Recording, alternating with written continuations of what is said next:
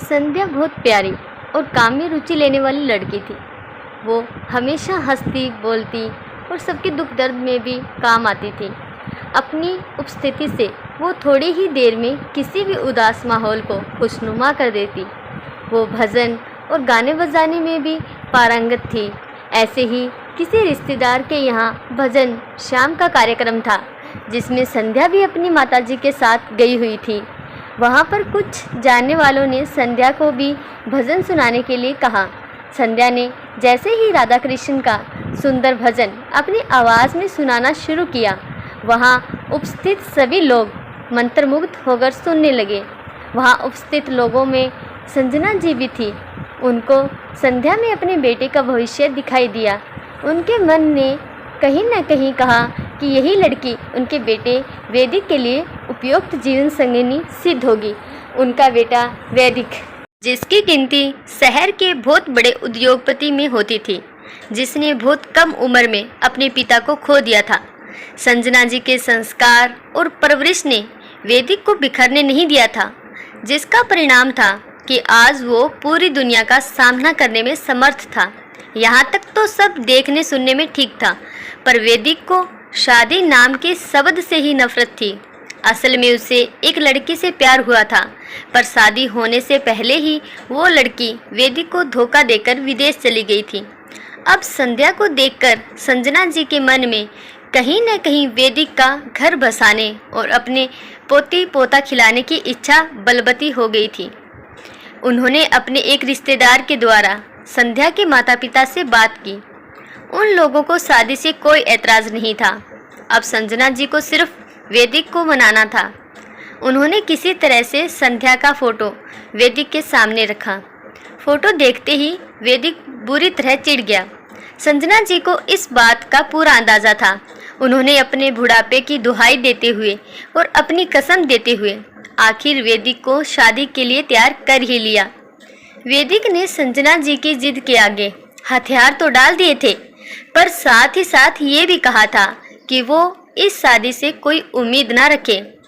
संजना जी को तो तब भी ऐसा लगा कि शायद एक बार शादी हो जाएगी तो वैदिक अपना अतीत भूल जाएगा। उन्होंने जन्म पत्री भी मिलवा ली। दोनों के काफ़ी गुण मिल रहे थे। इस तरह संध्या वैदिक की दुल्हन बनकर संजना जी के घर आ गई। संध्या की कभी वैदिक से बात तो हुई नहीं थी। वैसे भी ये चटमंगनी पटव्या वाला मामला था। संध्या के प्रति वैदिक का व्यवहार बहुत रूखा था। वो उससे सीधे मुंह बात नहीं करता था, पर संध्या अपने व्यवहार अनुसार फिर भी उससे बात करने की कोशिश करती रहती। संजना जी सब देख रही थी। वो भी वैदिक को समझाने की कोशिश करती, पर वो उनकी बातों को भी अनसुना कर देता। जब से शादी हुई थी तब से वैदिक ने कंपनी में ही अपना अधिकतर समय बिताना शुरू कर दिया था।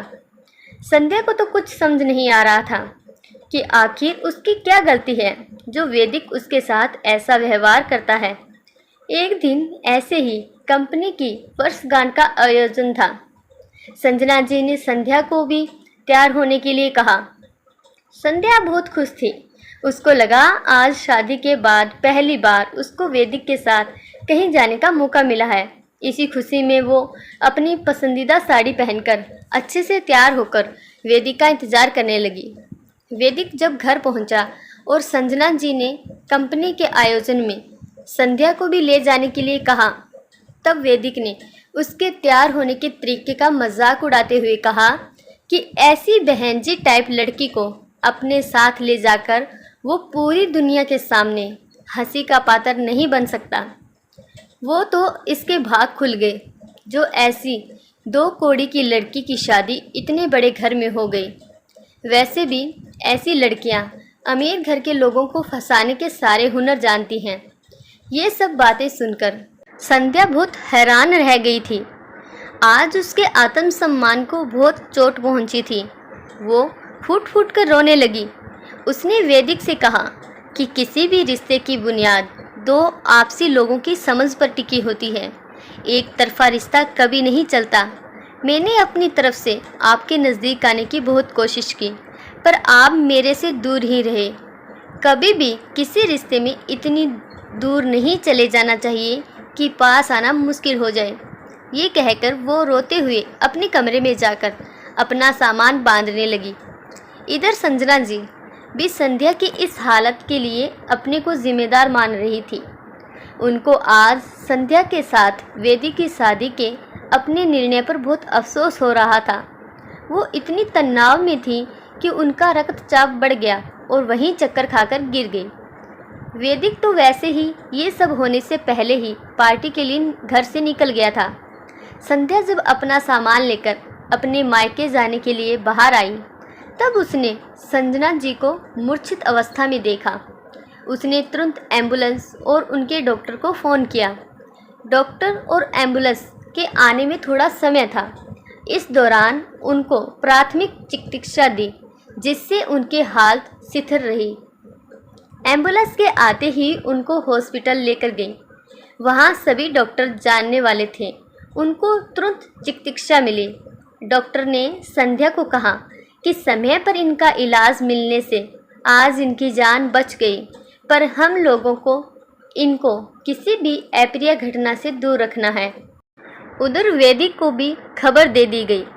वो दौड़ा दौड़ा हॉस्पिटल पहुंचा।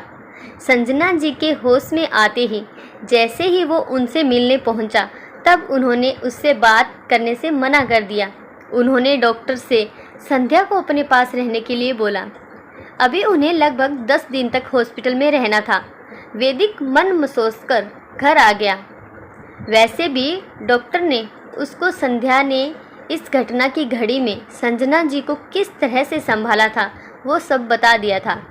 आज वैदिक को अपने आप के ऊपर बहुत शर्म आ रही थी। उसको लग रहा था कि उसकी माँ की इस बिगड़ती हालत का जिम्मेदार वो खुद है।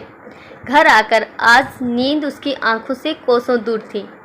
रह रहकर उसको आज संध्या का वो देखभाल और उसके प्रति अपनेपन वाला व्यवहार याद आ रहा था। उसको याद आ रहा था कि संध्या के आने के बाद माँ कितनी खुश रहने लगी थी।